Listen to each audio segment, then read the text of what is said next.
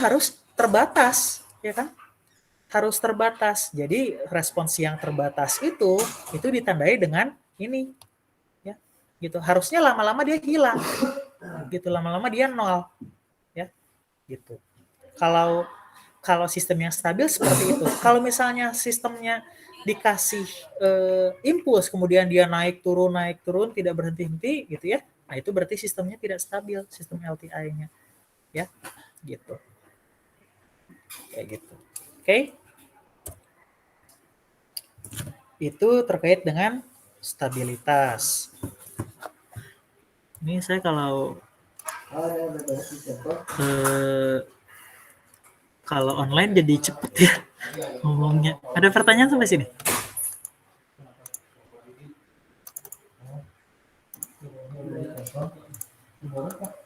Mau Belum nanya. ada? Ya, Sandi mau nanya? Iya, Pak. Tadi kan dalam stabilitas sistem LTI itu kalau misalkan SN-nya itu sigma dari K sama dengan min tahingga menuju tahingga ya, Pak. Nah, itu dinyatakan konvergen mutlak. Kalau misalkan dinyatakan tidak konvergen itu bagaimana? Kalau dinyatakan tidak konvergen, berarti tidak stabil. Oh, Gitu. berarti tidak stabil ya, Pak. Nah, Iya. itu penjumlahannya tetap sama atau bagaimana, Pak? Penjumlahan mutlaknya. Rumusnya tetap sama. Rumusnya tetap ini. Jadi contohnya gini. Saya punya HN sama dengan sin N. Gitu. Ya. Masih ingat ya, sinus itu dia naik, turun gitu ya. Naik lagi, turun lagi gitu ya.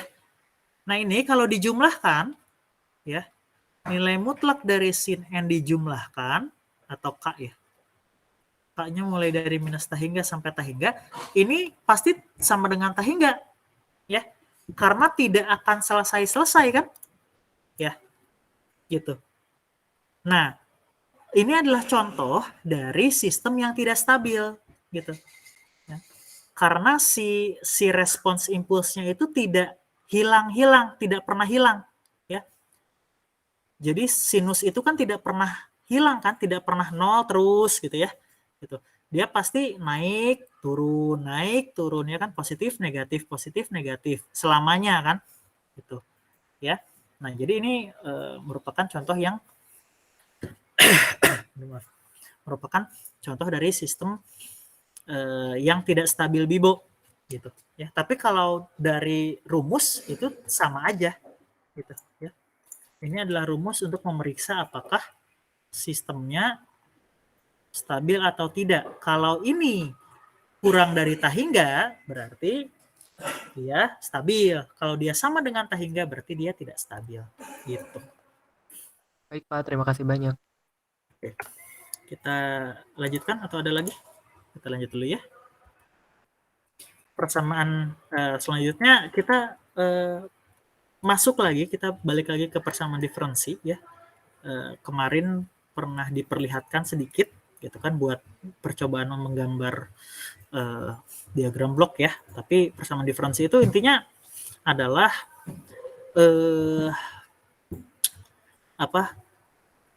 output ya merupakan fungsi dari output dan input yang di delay gitu ya. Dan kalau persamaan diferensinya kausal itu biasanya bentuknya cuma delay ya, nggak ada yang y n plus 1 gitu.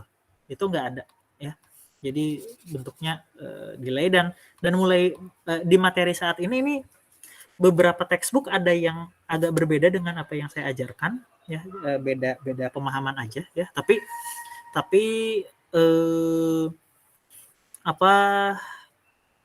secara prinsip ya, secara konsep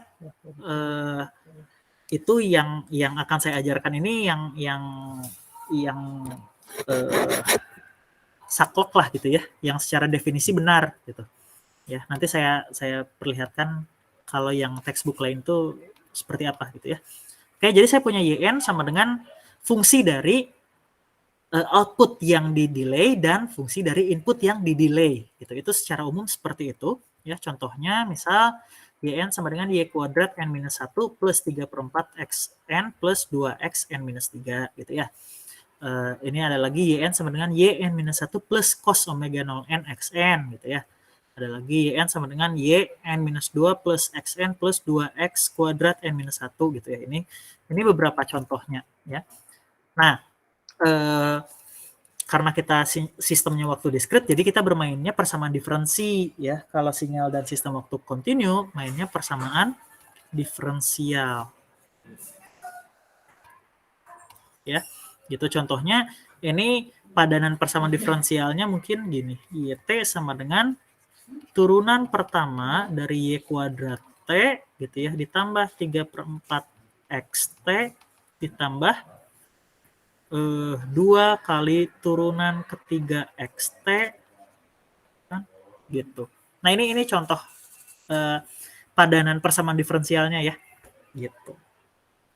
Nah, kita bermainnya ini karena tidak ada turunan ya, tidak ada turunan dan integral di sinyal dan sistem waktu diskrit.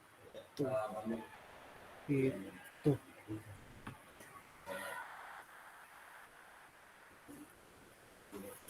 Oke. Nah, persamaan diferensinya juga yang akan kita fokuskan itu bukan persamaan diferensi, bukan seluruh persamaan diferensi ya, tapi hanya persamaan diferensi linear koefisien konstan. Maksudnya linear apa? Pangkat dari input dan outputnya itu maksimal 1. Ya, ini Y pangkat 1, X pangkat 1. Jadi nggak ada yang kayak gini nih bentuknya atau ini ya. Ini berarti persamaan diferensinya tidak linear ya.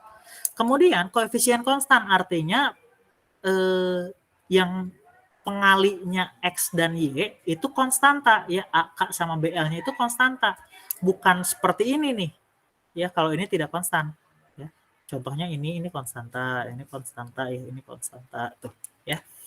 Gitu. Oke. Nah, secara umum bentuknya gini, jumlah dari Y yang di-delay dan diamplifikasi gitu ya, mulai dari 0 hingga N delay-nya ya, sama dengan jumlah dari input yang di-delay dikali dan dibobotkan gitu ya, dan maksimal delay-nya itu M gitu. Jadi ini delay antara output sama delay di input itu bisa beda-beda ya. Nah, bagian ini itu adalah bagian rekursifnya ya, jadi dia memanggil outputnya sendiri di waktu yang lain. Dan ini disebutnya dia memiliki sistem order N.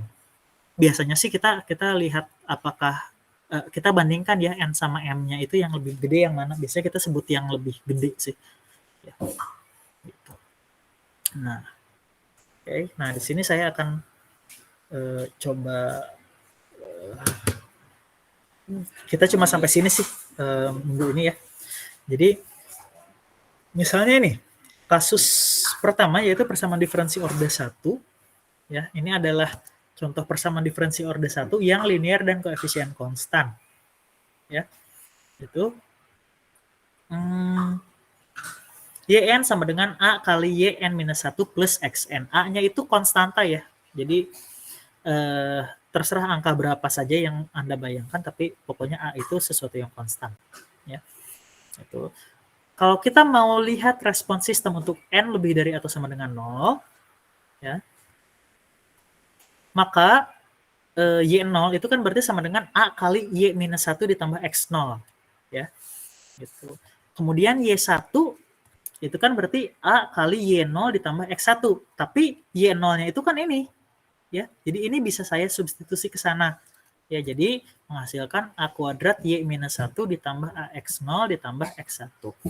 Kemudian Y2 kali Y1 ditambah X2. Tapi Y1 itu adalah ini. Ya, ini Y1. Jadi bisa saya substitusi ke sana. Bisa melihat ada pola ya. Ada pola. Ya, polanya apa? Misalnya nih, ini kalau N sama dengan 0, ini pangkatnya 1, N sama dengan 1 pangkatnya 2, N sama dengan 2 pangkatnya 3, ya kan? Jadi polanya kayaknya ini A pangkat N plus 1 kali Y minus 1 gitu ya. Kemudian kita lihat di sini N sama dengan 0, ini A-nya pangkat 0 ya, A pangkat 0 kan 1, ini jadi nggak ada. N-nya 1, A-nya pangkat 1, N-nya 2, A-nya pangkat 2 gitu ya, kali X0. Kemudian di sini A1 ini A-nya pangkat 0, ini A pangkat 1 gitu ya. Ini A pangkat 0, ya kan? Gitu. Nah, jadi saya bisa ramalkan gitu ya, ketika yn sama dengan a kali yn minus 1 plus xn, maka nilainya akan sama dengan a pangkat n plus 1 kali y minus 1 ditambah a pangkat n kali x0 ditambah a pangkat n minus 1 kali x1 ditambah nanti a pangkat n minus 2 kali x2 dan seterusnya hingga a pangkat 1 kali xn minus 1 ditambah a pangkat 0 xn gitu ya. Ini bisa kita tuliskan dalam bentuk notasi sigma ya, jadi bentuk seperti ini. Yn sama dengan a pangkat n plus 1 y minus 1 ditambah jumlah dari a pangkat kx n minus k, k-nya mulai dari 0 ya. Jadi mulai dari 0 k-nya hingga n. Jadi kalau k-nya sama dengan n, ini jadi 0 ya, x0, a-nya pangkat n gitu. Oke. Nah, ini adalah hubungan input output yang baru ya. Tadinya kita punya hubungan input output ini yang sifatnya rekursif. Ya. Ini adalah hubungan input output yang non rekursif. Ya. Gitu. Kalau yang rekursif, kelebihannya adalah kita cuma butuh memori yang sedikit. Gitu kan? Kalau yang non rekursif, kita bisa mengetahui nilai yn kapanpun tanpa membutuhkan nilai y sebelumnya gitu ya. Kalau rekursif kan kalau mau tahu nilai y3 kita harus tahu nilai y2. Kalau mau tahu nilai y2 kita harus tahu nilai y1. Kalau mau tahu nilai y1 kita harus tahu nilai y0 ya kan. Kalau non rekursif kita mau tahu nilai y3 itu langsung aja masukin ke sini. Ya, n sama dengan 3. Selesai ya. Y3 berarti sama dengan a pangkat 4 y minus 1 tambah berarti a pangkat a pangkat 3 x0 tambah a kuadrat x1 tambah a pangkat 3 x2 salah. Tambah a gitu ya, ax2 tambah x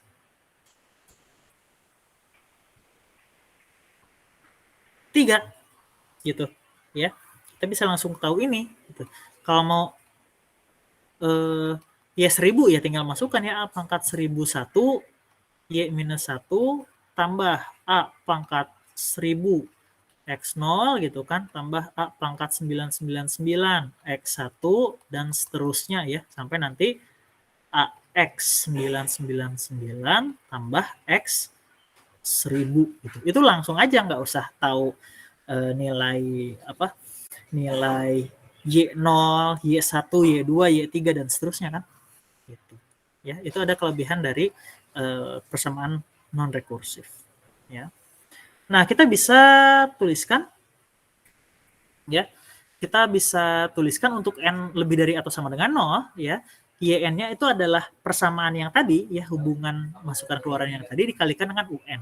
Jadi un ini adalah fungsi untuk memperlihatkan bahwa kita hanya terpaku pada n lebih dari atau sama dengan 0 ya. Gitu. Nah, bagian ini ya ini merupakan respons tanpa masukan ya karena tidak berhubungan dengan input ya. Jadi bagian yang sini kita lihat dia tidak berhubungan sama input, dia hanya tergantung pada nilai awal. Jadi kita bisa beri nama dia respons tanpa masukan atau zero input response. Bagian yang ini ya, dia tidak berhubungan dengan nilai awal, dia hanya terpengaruh pada input. Jadi kita beri nama respons kondisi 0 atau zero state response. Dan secara umum ya, output dari sistem LTI bukan LTI. Output dari sistem yang memiliki bentuk hubungan masukan keluaran berupa persamaan diferensi linear koefisien konstan itu merupakan penjumlahan dari respons tanpa masukan dan respons kondisi 0 ya. Gitu. Oke. Kalau misalnya suatu sistem tidak punya nilai awal, berarti ininya 0, ya. Gitu. Kalau misalnya suatu suatu sistem tidak punya input, berarti ini bagian sini 0, ya. Itu kalau misalnya tidak punya kondisi awal dan tidak punya input, ya pasti hasilnya 0, ya. Gitu. Nah, sekarang kita lihat apakah sistem dengan persamaan diferensi linear koefisien konstan itu adalah sistem LTI atau bukan, gitu. Ya. Nah, kita cek linearitas pada saat xn sama dengan 0, berarti ini kan 0, ya. Maka output sama dengan respons tanpa masukan, zero input response, ya. Artinya dia secara umum tidak linear. Kemudian kita cek perubahan waktu, ya. Kita coba kita coba delay di input, ya. Delay di input ini akan menghasilkan delay hanya di zero state response saja, tapi tidak ada delay di zero input response karena nggak ada hubungannya nih, zero input response nggak ada hubungannya sama input kan, gitu. Tapi delay di output, ya, itu akan menghasilkan delay di zero input response maupun zero state response. Artinya ini tidak sama kan? Tidak sama. Berarti dia time varian, ya. Nah, berarti apa tuh? Nah, di sini kita bisa katakan bahwa secara umum, ya, sistem yang memiliki hubungan yang bisa kita tuliskan dalam bentuk persamaan diferensial linear koefisien konstan, ya, itu bahasa ini pakai bahasa Indonesia gitu ya. Kalau bahasa Inggrisnya itu linear coefficient constant difference equation, ya. Ini lebih sering dipakai LCCDE, ya. Linear coefficient constant difference equation, ya. Itu secara umum tidak LTI, ya. Secara umum tidak LTI. Tapi dia bisa LTI kalau misalnya apa? Kalau misalnya zero input response-nya sama dengan 0. Ya. Jadi ketika sistem dengan LCCDE ini, ya, zero input response-nya itu 0, ya, kita bisa pastikan sistemnya itu LTI gitu. Nah, gimana caranya supaya suatu sistem yang LCCDE ini tidak punya zero input response? Kita harus pastikan dia tidak memiliki nilai awal, ya. Jadi kalau suatu sistem, ya, yang LCCDE, ya, dia akan bersifat LTI kalau misalnya dia tidak memiliki nilai awal. Gitu, okay? Nah, ini yang agak berbeda dengan yang diajarkan di beberapa textbook, ya. Karena di beberapa textbook itu banyak yang bilang bahwa sistem dengan dengan bentuk LCCDE ini sudah pasti dia LTI, padahal belum, ya. Gitu. Ya kan? Jelas dari sininya aja, ya. Sistem misalnya di sistem waktu kontinu lah, ya. Sistem dia ada resistor, kemudian dia ada kapasitor gitu, ya. Dia bentuknya itu persamaan diferensial linear koefisien konstan, ya. Pasti bentuknya pasti ini, ya, cuma differential equation, ya. Linear koefisien konstan differential equation. Apakah dia pasti sistem linear? Belum tentu, ya. Kita harus lihat apakah kapasitornya itu memiliki nilai awal. Apakah kapasitornya itu di-charge atau tidak. Kalau kapasitornya di-charge, berarti sistemnya tidak linear. Karena tanpa input pun dia bisa menghasilkan output, ya kan? Nah, tapi kalau misalnya kapasitornya kosong, itu berarti dia sistem yang linear dan time invariant, ya, gitu. Oke. Sampai sini ada pertanyaan?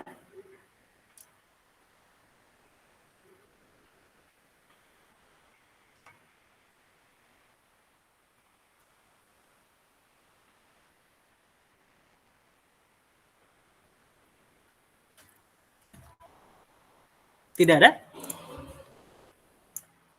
Ya, Nah, dapat. kelas A itu tadi sampai sini ya. Sampai yang tadi tuh ya. Nah, karena itu ya udah saya juga akan cukupkan saja sampai sini nih ya. Jadi perkuliahan kita untuk minggu ini kita cukupkan sampai sini ya. Silakan pelajari apa yang selanjutnya ya, masalah. Nah, ya. Nah, bagian yang ini ya tolong dipelajari, minggu depan kita akan masuk ke sini. Ya. Gitu. Nanti terakhir kita masuk sini. Oke, kalau tidak ada pertanyaan lagi kita selesai sampai sini ya. Terima kasih. Selamat siang. Assalamualaikum warahmatullahi wabarakatuh. Waalaikumsalam warahmatullahi wabarakatuh. Terima kasih, Pak.